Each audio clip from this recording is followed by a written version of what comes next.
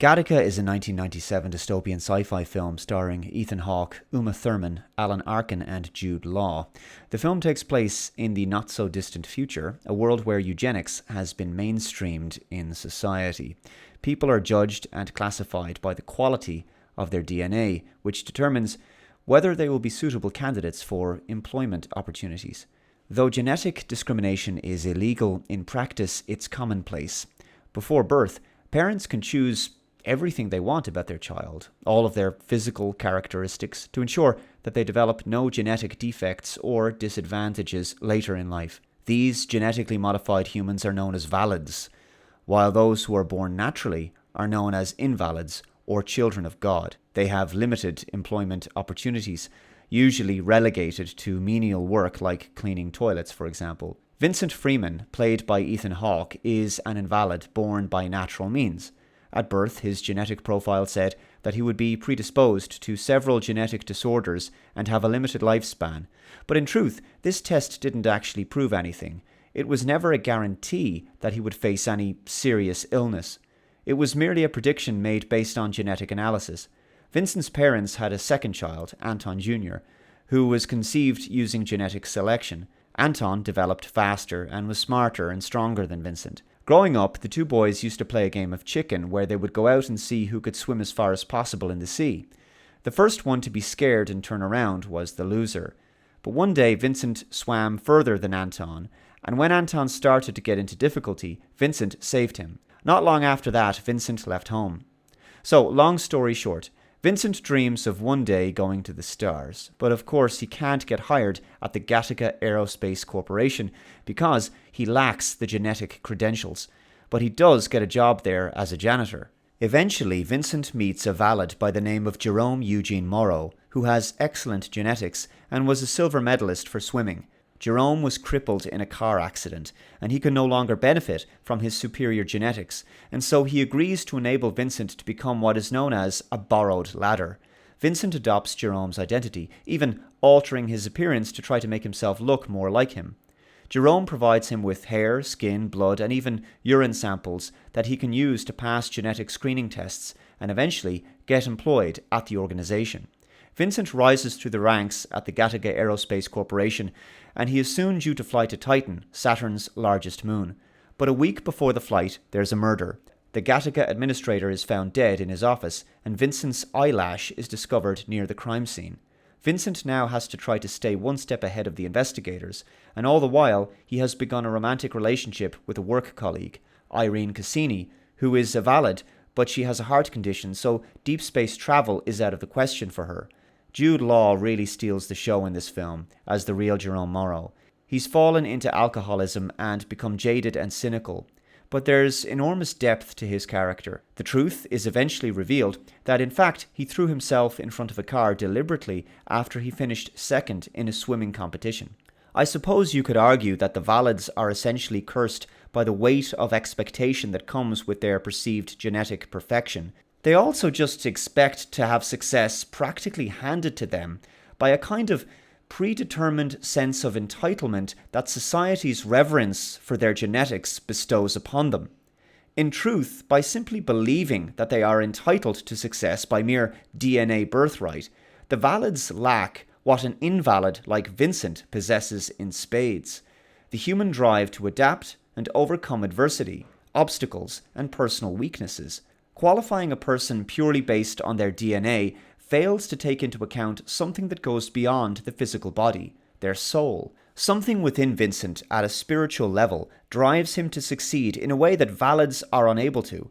Furthermore, Vincent has developed other skills that go beyond academic measurements of IQ or genetic purity. Skills like guile, cunning, resourcefulness, ingenuity. All of these traits enable him to maintain his subterfuge and achieve his goal of going into space in spite of how disadvantaged his own genetics made him. It turns out that the administrator was murdered by the mission director, case closed, but not before Vincent is reunited with his now adult brother Anton. In a twist that really seemed a bit contrived, they challenge each other to another game of chicken, which on the face of it seems a bit silly, but actually it explains the characters' motivations and one of the themes of the film. The result of the competition is the same as last time when they were kids. Vincent beats Anton and is forced to save him from drowning once again. Anton couldn't understand how Vincent defeated him again. Vincent explains that unlike Anton, he swam so far because he didn't save any energy for the swim back to the shore. He threw everything at it. And I think that's another crucial component to the argument against this future society's obsession with eugenics. By creating a society of people who have been born to believe they are entitled to success, it could also rob them of something spiritually aspirational within them. They could become complacent, lazy, and even risk-averse. They may not be willing to do whatever it takes to succeed because they don't believe they need to, whereas the invalid might be willing to push themselves much, much further than their valid counterparts in order to achieve success. This is what it truly means to be human. The story of Jerome in particular is really very well told, and the character is written perfectly. He really appreciates that Vincent essentially carries on his legacy, and he was able to share in Vincent's dream, achieving the extraordinary ambition of going to the stars, albeit vicariously. Jerome gives Vincent an envelope to open when he's in space, and leaves him with a lifetime's worth of DNA samples to use. Just before Vincent is due to board the spacecraft for launch, he is faced with one final genetic test, which he was unprepared for. But in a final twist, Dr. Lamar helps Vincent board the flight by switching the test results. He tells Vincent that his son is a big fan of his, and that he is also compromised by his genetics. One is led to believe that his son must also be an invalid. Dr. Lamar wonders what he could achieve if he was given a chance. Vincent is surprised when Dr. Lamar allows him to cheat the test one last time and board the spacecraft. As Vincent opens the envelope in space that Jerome had given him, it contains a lock of his hair. We see Jerome, back on Earth, commit suicide by incineration. Though going into space wasn't originally Jerome's dream, he adopted it from Vincent as an accomplishment worthy of his genetic legacy, and through Vincent, something of himself has achieved a destiny of significance. It's a sad but extremely poignant and well-considered motivation and death for the character of Jerome.